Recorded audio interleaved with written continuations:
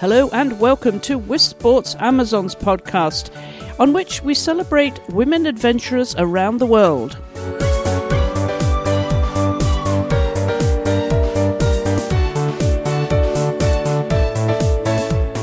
And my guest today is Cathy O'Dowd, the South African rock climber, mountaineer, author and motivational speaker. She began climbing while in university and at 21 took part in her first mountain expedition to the Ruwenzori in Central Africa.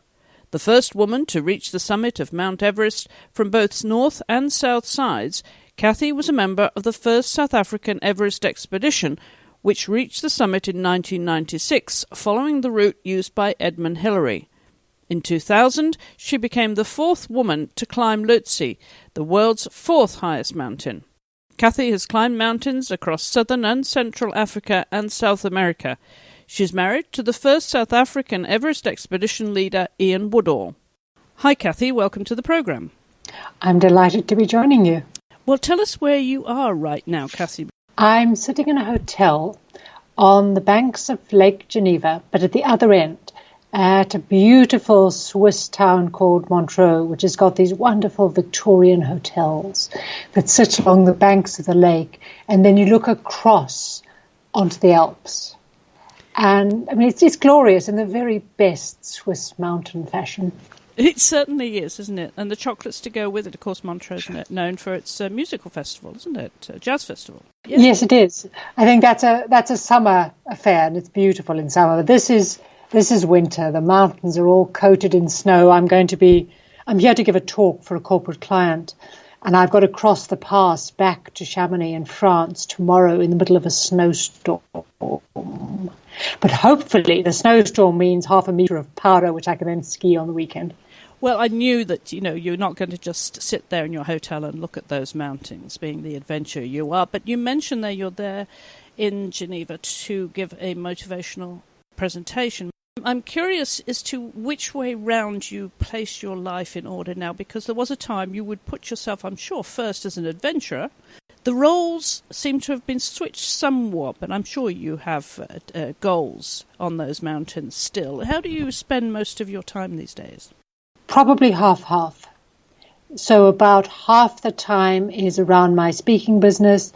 It is a business. I essentially pay my mortgage off speaking fees. And the other half of the time is in the mountains. Mountains are such a metaphor for getting to the top of things, obviously. And it comes with all this loaded language about conquering and achieving and goals and stuff. So people assume it has to be a very goal-driven activity, and it may be for some climbers. But I'm all about the journey, just being in those environments. So, yes, it's fascinating to be on big expeditions, but big expeditions can be a pain in the butt. They're expensive and time-consuming and remote and just, they can be frustrating to organize and execute. But just being in the mountains daily, whether it's rock climbing or up there on skis or running, that I like. So the idea is to craft a life where I can spend a good half of my life just in mountains one way or another. It sounds as if you've arrived at where you would want to be in your life by that 50-50 split, making a living but enjoying the mountains as and when you feel the draw. And I'm curious about your current plans for any climbing, any expeditions. And what's on your bucket list, Cathy? Because I'm sure there's more mountains to climb. Oh, there's always more mountains to climb. A lifetime is not nearly long enough. Well, again, it's a balance between being practical and continuing to pursue different things that interest me. So 2016 was a year of a couple of big trips. Spring was an expedition to Mount Logan, second highest mountain in North America, highest in Canada. So it's nearly 20,000 feet high, and that was a ski trip. So we climbed the thing on skis and then skied off from the top. And then summer was spent rock climbing. So this is technical rock climbing in the US, in Idaho and Wyoming, mostly doing big multi-pitch routes in places like the Grand Tetons.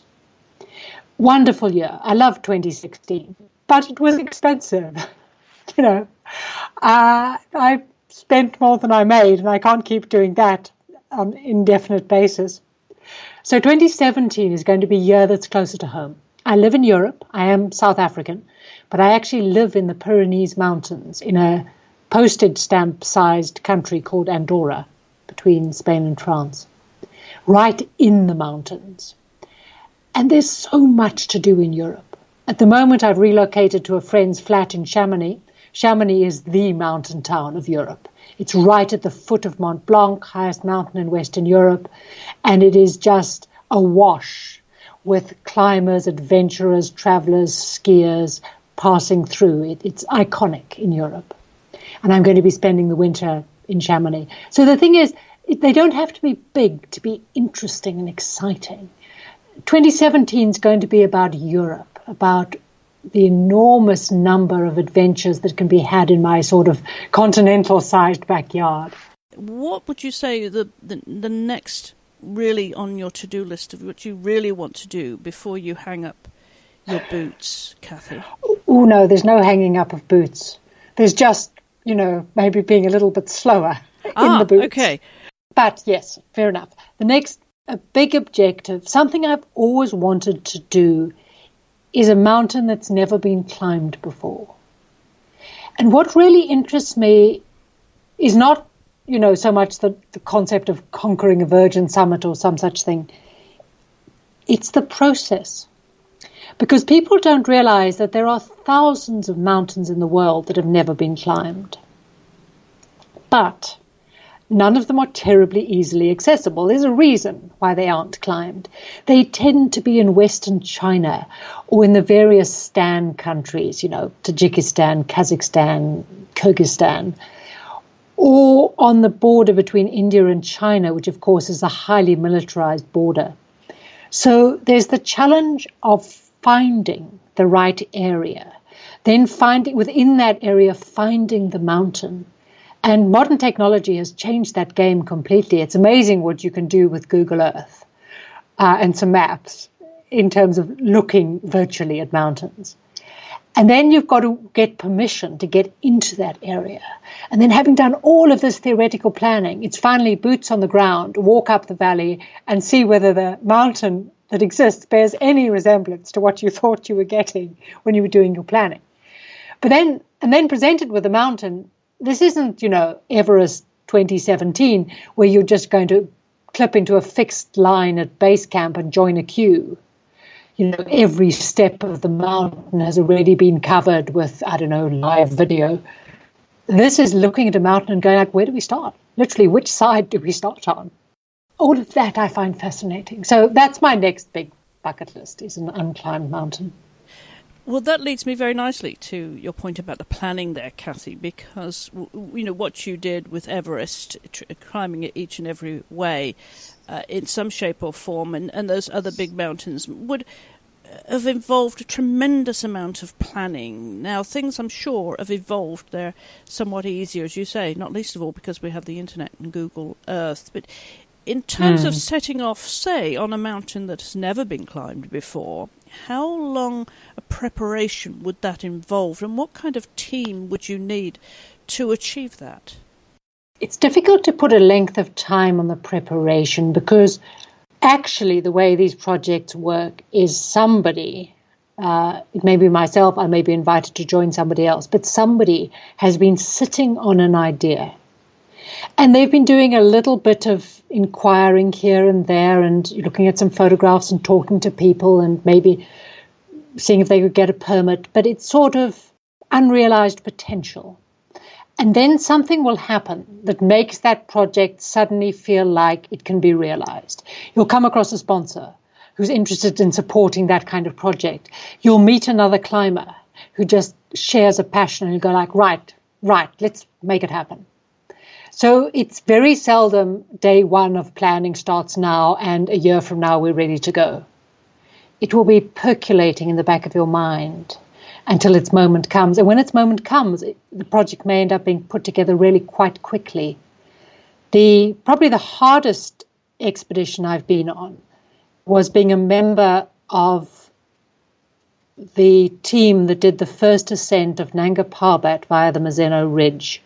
Nanga Parbat, 9th highest mountain in the world in Pakistan. Mazeno Ridge had been tried by 10 teams over 35 years. No one had succeeded. And there I was invited in January, and we were off on the mountain by the end of May. But that idea had been percolating in the mind of Sandy Allen, the leader, for years. And somehow its moment came. Sorry, that was a long-winded answer. But it's a fascinating answer, because I'm sure these ideas, as you say, have been percolating in someone's mind that, one day we would love to do this. But I can imagine, as an adventurer, the unknown aspect is as much of the fun and the challenge as what is structured in that expedition from start to finish. Exactly. And the idea, you've got to have it more than just sort of wishful thinking. I'm not much of a believer in if you can dream it, you can do it. You're going to actually have to do something to make it happen. The idea is that you're collecting information, planning, ideas about permits, the right mountain, whatever it is, contacts with other people. But you kind of need the stars to align. You need to find the right season of the year, which you have free. You've got to have logistical permission from the countries involved. You've got to have the right team of people, and you've got to have the money. And sometimes if you suddenly realize that those stars are beginning to come together, this is the time where the project needs to be kicked into high gear. But you'll only be ready to seize that moment if you've got all the planning kind of in process. So I tend to have a couple of projects sort of percolating, waiting for their moment. Which aspects of this do you most enjoy then? Is it in identifying that mountain and figuring out how you're going to conquer it, and the whole process and the teamwork that is involved and all the rest of it? Is that what gets you out of bed each day? I think the things I like most about all of it, actually, is the discovery process. I think I'm fundamentally driven as a climber or a lover of mountain sports by curiosity.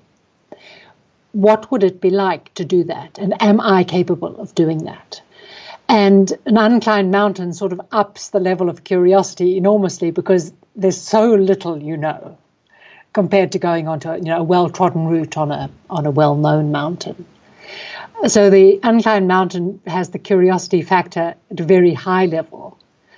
The things I don't like are the things that involve trying to raise money to pay for these things, dealing with media, trying to sell the project. All of that I find dispiriting.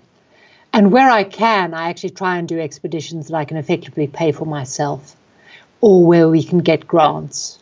And still expeditions with fairly low budgets. And personal money plus grant money will be enough to fund it.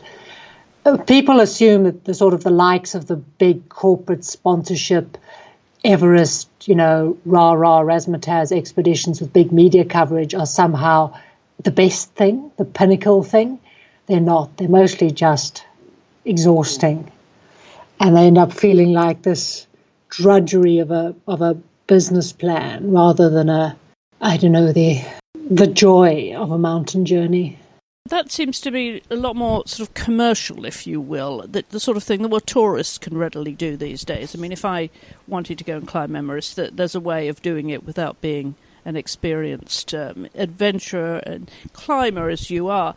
And on the point of experience, as they say, is something you have just after you need it. And with that, over the years, you've gained tremendous experience. And I'm wondering what it's like for people coming into this sport, this activity now. What have you seen change for women? I'm curious about that, and the accessibility not just to the opportunities, but also the funding process, as you say, in the media.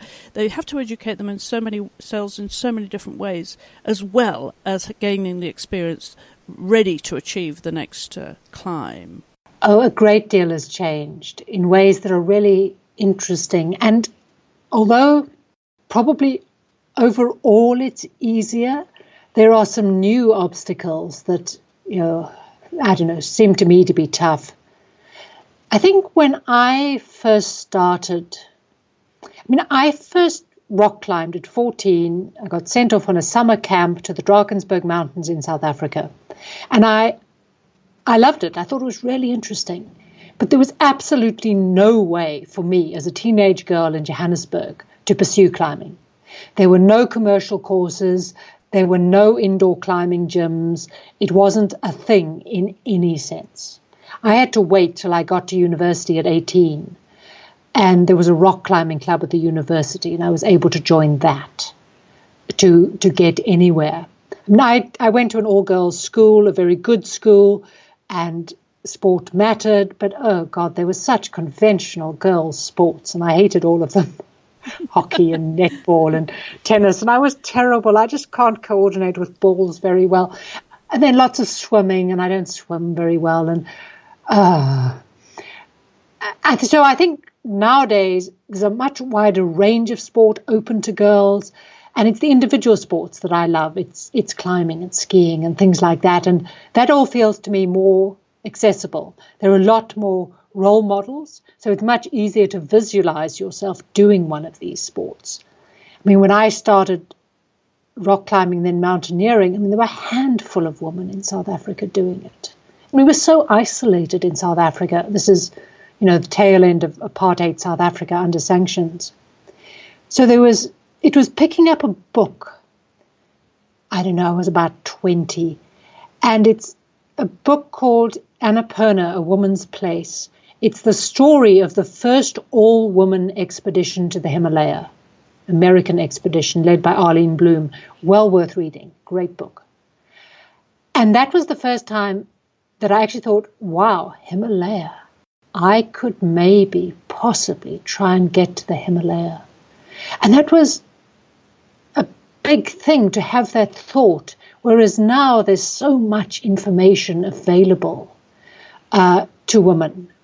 And there's so many more women doing it. I mean, I did it in a time when women were beginning to do extreme sport. So it wasn't exclusionary the way it might have been a generation earlier. But you were still likely to be the only woman. And in some ways that was quite exciting. It made you special. And, that was a nice feeling. But on the other hand, it also made you very isolated and very much carrying the flag of all women. And if you failed to do anything, and God forbid you burst into tears halfway up the mountain, which I have done more than once, there you were representing the entire gender of woman, and you had just failed all 3.5 billion women on the planet. You're terrible. And I think that pressure's gone. I see lots of young women now, and they're not trying to get onto boys' expeditions, which is what I was trying to do. They're climbing with each other. They're making their own expeditions. They're putting together wonderful support groups on Facebook, supporting each other, sharing tips, sharing motivation. And that's lovely. It really is. Sisters are doing it for themselves in all the extreme sports now. And that's a big shift. Yes, I think you're right about that. I mean, the digital era has made an enormous difference, and social media, of course, is leading that in terms of giving these young women the opportunity, the accessibility, and so on. But I'm sure, as you mentioned, growing up in that apartheid era in South Africa, you faced your own challenges as well. Was there any opposition gender-wise and in terms of your nationality and the environment in which you were growing up? Was there any opposition to you participating in such an adventure sport, Cathy? Did you have to break any ceilings in that respect? Well, the way I got onto my first Everest expedition was extraordinarily sexist. So, sort of. I don't think I faced a great deal of sexism personally in the various expeditions and climbing that I did up until then.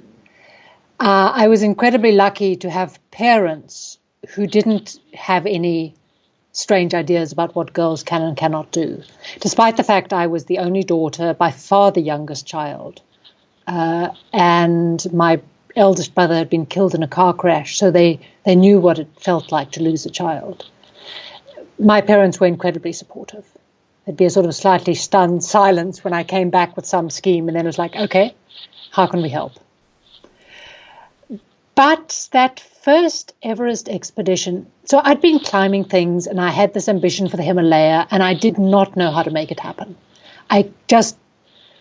I couldn't visualize myself ever having the confidence or the experience to put a trip together myself or raise money or I felt at a loss.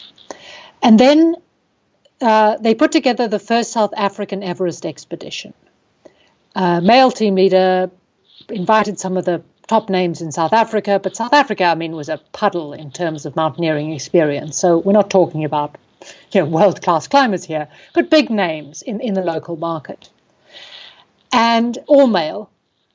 And then they had a newspaper who was one of the sponsors. And the newspaper clearly decided that the whole project was vaguely interesting, but just not all that interesting. And that maybe they could think of a way to sex up the coverage a bit. So they decided to run a competition to find a woman to join the team. And they did literally present it as if the woman was going to be carried up the mountain and planted on the summit like a flag. One of the sort of advertisements, headlines that was run for this thing literally said, are you our girl? Are you our girl with the balls for the summit? And the women were going to have to apply and go on a selection expedition. And it was actually very early reality television. It was all in the name of drumming up more media coverage. And I was in my late 20s, at university doing a master's, all militant and feminist, and took one look at this and thought, this is sexist as hell. But if I don't apply, some other woman will go, and I'll never know if it could have been me. There you go. Breaking down that glass ceiling, absolutely. So it's really interesting how you've overcome all of that, through the sort of period that you've been climbing, and you've emerged to be a leader and a thought leader, really, to make your voice in demand, as it were, with motivational speaking. What's your core message when you take that out? I'm sure you customize it to the audience in a way, but what's your core message when you go out to give these motivational talks around the world, Cathy? I've always focused in on team dynamics. That's what interests me, and I also think it's the most useful takeaway from extreme sport into the corporate environment. Your individual achievement is impressive, but companies are essentially all about trying to get teams to work together effectively and efficiently. And at its heart, I think everybody looks at mountains and assumes that the big challenge is the physical climbing and the big obstacles are the drama things, killer storms, giant avalanches, that kind of thing. But the truth is that the technical climbing of the mountain is entry-level stuff. You have to be able to do it, but it's not enough to get you to the top. And the obstacles that are going to stop you are not storms and avalanches. You're honestly unlikely to see either. And even if you do, you can't stop them. All you can do is survive them. And what really matters is how you react to them and how you react next. So the thing that dictates your success or your failure is inside the team, inside the individuals, and then inside the dynamic within the group. Teams can self-destruct very effectively without anything else going wrong. And my first Everest expedition was horrendous. Massive personality conflict. 3 team members walked out in what was effectively a failed power play before we even got to base camp. So a hell of a learning curve. You'd think that adults, professionals who shared a passion and shared a goal would be able to do it. But it's not true. It's not enough. So when it comes to teams, we need to really understand the ways in which we self-sabotage the success of the team. And then also the ways in which we can increase our chance of success within the team by making it more functional, more effective. That's what interests me, and that's what interests my corporate clients. It's fascinating. You mentioned that because you'd said earlier how you didn't care for those structured sports in your youth, of hockey or netball or whatever. You'd prefer to have an individual sport, and yet what you've been doing, obviously so successfully, nurture that team spirit in a way that can be effective, maximize its performance, in what could be an individual sport, but how much you rely on the team component. Yes, I think it is very interesting. In some ways, I think mountaineering teams are more like business than formal sports teams, because formal sports teams are so, well, from the outside, appear to be so carefully chosen, well supported. They've got the coaches and the psychologists, and they've got well-defined roles within the team. Frankly, mountaineering teams are a good deal more haphazard. People just come together because they have a kind of a shared vision, or they've got the same amount of time off from work, or they're a friend of a friend filling in a gap in a team and you need somebody. And it's a little bit like the slightly haphazard way that business teams can come together. As a leader, you just get stuck with certain people and given a target, and off you've got to go. You don't have the time to select the absolute perfect set of people and train them up and test them mentally. And, it's a lot more rushed than that. And that does mean that you're having to deal with a group of people who, yes, there is a team goal, but no mountain requires everybody on the team to get to the top, to call it a success. You only need one person to get to the summit. So at all times, there's a certain tension between individual ambition and team goal. And the same with the risks involved. People's lives are on the line in some of our more extreme mountaineering challenges. It doesn't matter what the leader says. If you think the leader's an idiot and leading you into danger, you're not going to follow the orders. So you can't lead by straight authority. You have to lead by cooperation, by persuasion, through a collaborative effort. And that can be challenging.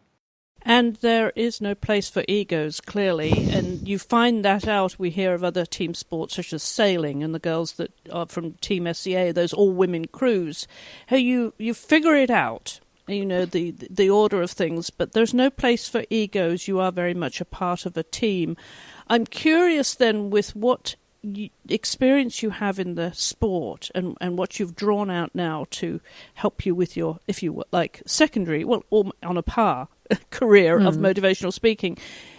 If you were to state really what the biggest three things, let's go with that, Cathy, of what you've learnt from the sport, what has that taught you in everyday life?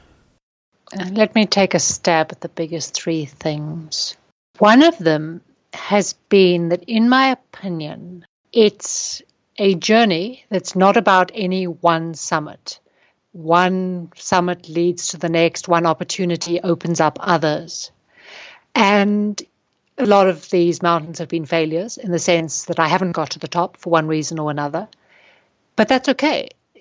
I was out there. I was part of that project. I was on that mountainside. I lived that experience. So the most important thing has actually turned out to be collecting skills through these different expeditions. And some of those skills are practical, real, like how to do crevasse rescue or judge avalanche slopes or whatever it is. And a lot of them are mental and emotional, about how to work within teams while still, pursuing my own ambitions, about how to create projects, about how to exploit opportunities, about how to share stories. And by accumulating skills, that allows me to stand at the top of each mountain, look onto all those other possibilities, pick the next one, and continue with the journey. So I don't think of it as kind of achieving goals. I think of it as collecting skills that allow me to keep on extending the journey, hopefully almost indefinitely. So that's been important. And I take the same collecting skills idea into the things I do in business. So that can involve doing projects, even if I suspect the project won't ever come to the fruition that we would like. Because it's a bit of a moonshot. by taking part, I will have gained skills and experience that are useful to me. They can go in the rucksack and carry them onto the next thing. Another important one has been about failure. Now, we do live in a world, and I operate to some extent in what I think of as the success industry, and it's all about winners never quit and all this nonsense. And, if you have a backup plan, then you're planning to fail. And, there are all sorts of ridiculous aphorisms. I think most of that's nonsense. If there's no possibility of failing, you aren't trying something terribly difficult. If you're trying something where you might fail, you should have exit strategies, because you need to know how to get yourself out, not have it just turn into an utter disaster. We never go onto a mountain without having thought out exit strategies from different places in the mountain and thought through the different sort of ways it might go wrong and what we would do. And I've backed off from mountains because it just didn't feel right, or it was too hard or too far, or the risks had become too high, or whatever it is. And I think knowing when to call it quits is incredibly important. Understanding that your immediate goal, in which my case might be getting to the top of a mountain, can get out of sync with your long-term goal, which in my case tends to be coming home alive. And the second one's more important. Giving up on any one mountain is worth it, if it means I'm still around for the next mountain. But justifying giving up is hard. Being seen to fail is hard. And being comfortable with allowing yourself to fail and letting other people watch you fail, that's been a process. I've had to learn how to do that. But it's liberating to know quite deliberately that I am prepared to do that. It's okay. And I would imagine there's also that component of feeling that you may have let your team down when in fact you haven't. If they have faith and confidence and trust in your leadership, there's another message to the wider world, isn't there, that you could take away from mountain climbing? What you're trying to do is support each other to get the most you can out of the experience. And you can let teams down in two ways. You can give up too easily, but you can also take them into dangerous situations. And you don't want to be doing either. So the challenge is to be kind of true to the spirit of your expedition, to understand what you and your team were trying to achieve by being out there, and try and make that happen, whether or not you actually get to the top of something. But that requires quite a high level of self-awareness about why are you doing this? What are you truly hoping to get out of this experience? So that ability to ask some hard questions, because we do things where we could potentially get killed. Not every day in the mountains like that. That would be too much. But nevertheless, we walk out into situations where we have to have thought very carefully, how much risk are we prepared to take, and why are we prepared to take even this level of risk? What is this about? And I think that kind of self-knowledge or self-interrogation is very useful, and not everybody does it. A lot of people, I think, pass through life just reacting to what happens around them without really thinking about the reason for their journey. And finally, then, Cathy, I'm going to ask you what sort of advice you would give to young women who are listening to this, inspired by what you've said, about getting into the sport and taking on the challenges of financing it and the planning and all the rest of it. So many different points you made there. What would be your advice to them? Well, this one is particularly interesting to me right now. One of my 2017 projects is actually to start up a sort of a website and information portal looking at what I'm thinking of as the business of adventure, which basically means how do you fund it? Because I do get more and more people coming to me through social media and presenting themselves as wanting to be an adventurer, a professional adventurer. And how do they do this?